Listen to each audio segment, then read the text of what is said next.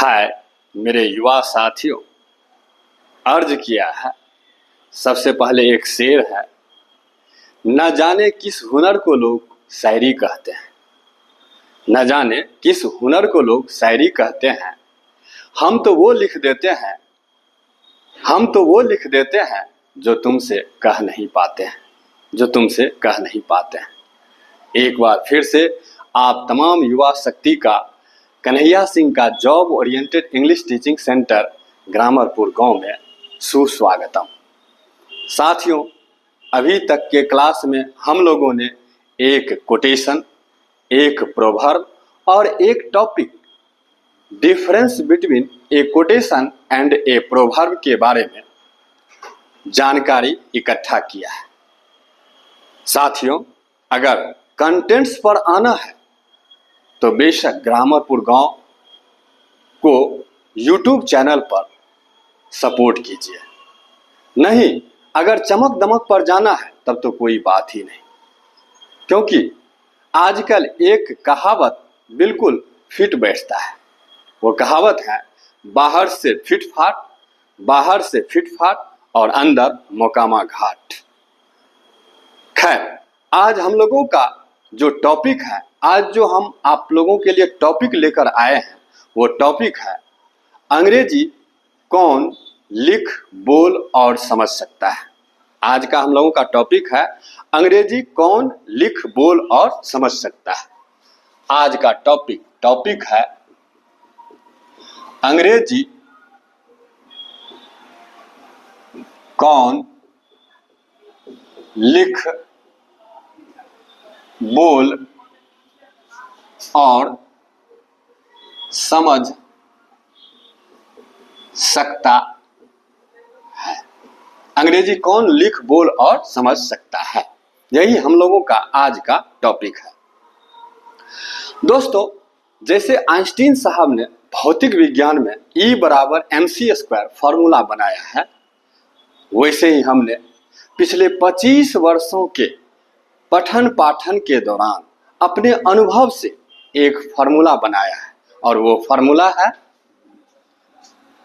English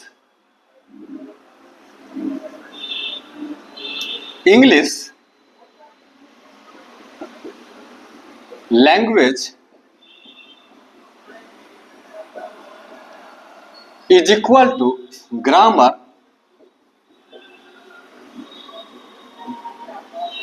plus word. English language is equal to grammar plus word. अब अर्थात अंग्रेजी भाषा और कुछ नहीं बल्कि ग्रामर और वर्ड को समझने और लिखने का खेल है, समझने और सीखने का खेल है। अंग्रेजी भाषा और कुछ नहीं बल्कि ग्रामर और वर्ड को समझने और सीखने का खेल है। मतलब अंग्रेजी वही लोग लिख, बोल और समझ सकते हैं जिनको ग्रामर और वर्ड पर कमांड होगा। तो आइए सबसे पहले इन चारों वर्ड अंग्रेजी, इंग्लिश लैंग्वेज, वर्ड और ग्रामर को हम लोग के बारे में हम लोग जानते हैं। ये चारों चीज है क्या? What is English? सबसे पहला सवाल है व्हाट इज इंग्लिश। क्वेश्चन है what is English? What is English? What is English? तो दोस्तों, इसका जवाब है English is the mixture MIXTURE mixture of every language. English is the mixture of every language. English is the mixture of every language. अर्थात अंग्रेजी दुनिया की सारी भाषाओं की खिचड़ी होती है। बहुत ही सिंपल परिभाषा, बहुत ही साधारण परिभाषा और बहुत ही यूनिक परिभाषा, बहुत ही बेहतरीन परिभाषा कि इंग्लिश क्या है। तो बोलना है English is the mixture of every language. अर्थात अंग्रेजी दुनिया की सारी भाषाओं की खिचड़ी होती है। अब सवाल उठता है कैसे? तो जैसा कि आप हिस्ट्री में जानते होंगे, हिस्ट्री में पढ़े होंगे कि अंग्रेजों ने दुनिया के जिन जिन देशों पर,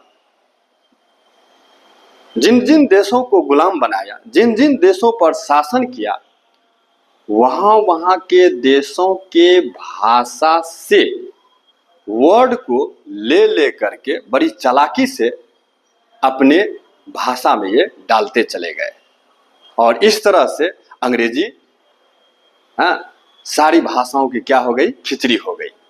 जैसे उदाहरण के लिए हिंदी में, अपने भाषा हिंदी में एक शब्द है मार। मार मतलब होता है बर्बाद कर देंगे, तुमको मार देंगे। अब देखिए मार इंग्लिश हिंदी से ऑक्सफोर्ड डिक्शनरी में चला आया। मार मतलब टू डिस्ट्रॉय। जैसे कहना है मैं तुमको मार दूंगा, आई विल मार यू। तो मार जो है हिंदी वर्ड है, हिंदी से कहाँ चला गया है, इंग्लिश में। तो इस तरह से हम लोग कह सकते हैं कि अंग्रेजी और कुछ नहीं, ये दुनिया की सारी भाषाओं का खिचड़ी होती है। आपको दोस्तों, आपको यह जानकर बड़ी हैरानी होगी कि अंग्रेजी में 80% वर्ड इसका अपना नहीं है। अंग्रेजी का सिर्फ 20% वर्ड ही इसका अपना है। और ये जानकर आप सरप्राइज हो जाएंगे और ये जानकर आप आश्चर्यचकित हो जाएंगे कि जिस नाउन प्रोनाउन एडजेक्टिव एडवर्ब को आप इंग्लिश में पढ़ने के लिए आते हैं, वो noun pronoun adjective adverb English के वर्ड नहीं है। वो सभी ग्रीक और लैटिन भाषा के वर्ड है। ग्रीक और लैटिन भाषा से वो शब्द आए हुए हैं, जिसको आप पार्ट्स ऑफ स्पीच में अंग्रेजी के अंतर्गत पढ़ने आते हैं। वो सभी के सभी अंग्रेजी नहीं है, वो सब ग्रीक और लैटिन भाषा का वर्ड है। तो इस तरह से हम लोग समझ चुके हैं कि इंग्लिश दुनिया की सारी भाषाओं की खिचड़ी होती है। English is the mixture of every language. अब दूसरा सवाल है, व्हाट इज लैंग्वेज?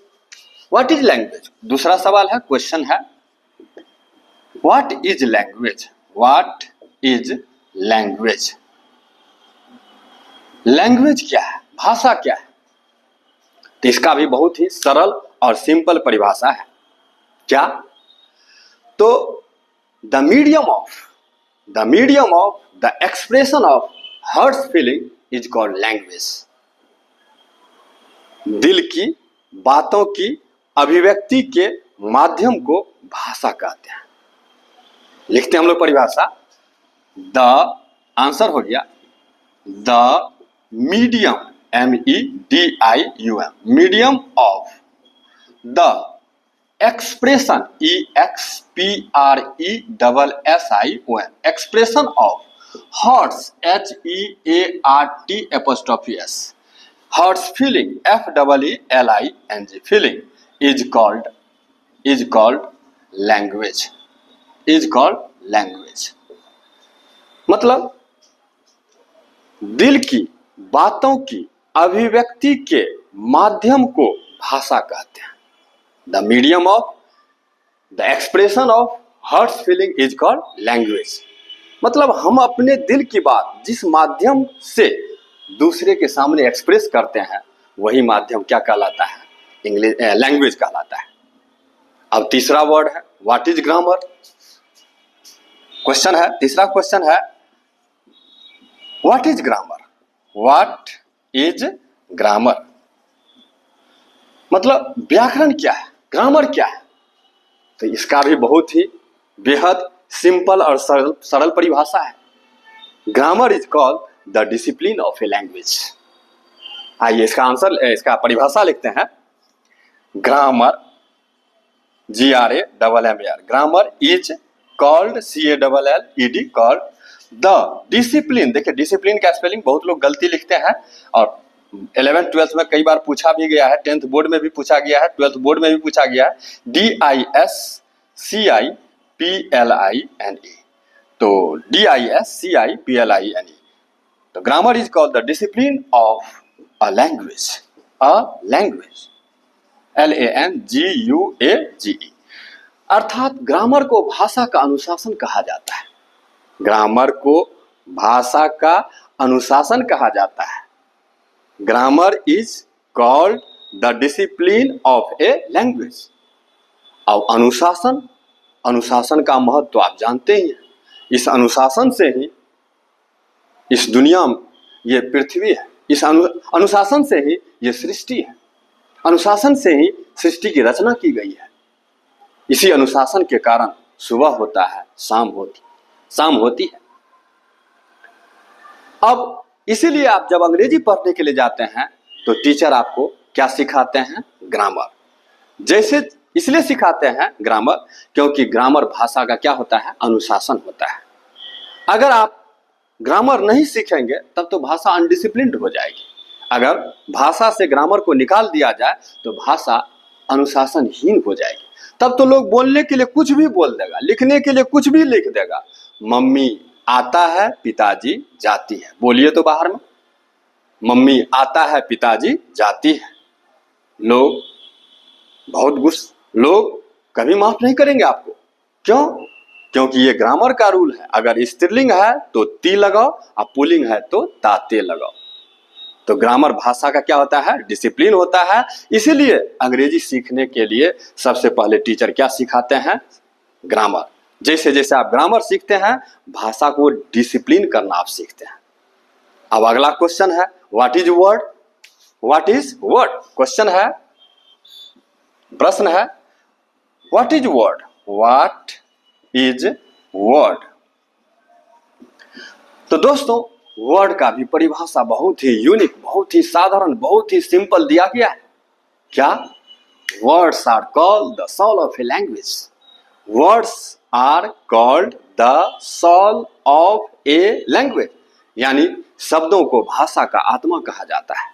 शब्दों को भाषा का आत्मा कहा जाता है। जरा इसकी परिभाषा देखें, व्हाट इज वर्ड? तो सवाल है व्हाट इज वर्ड, इसका जवाब है, देखिए, words are called the soul, SOUL, soul मतलब आत्मा, ऑफ अ लैंग्वेज।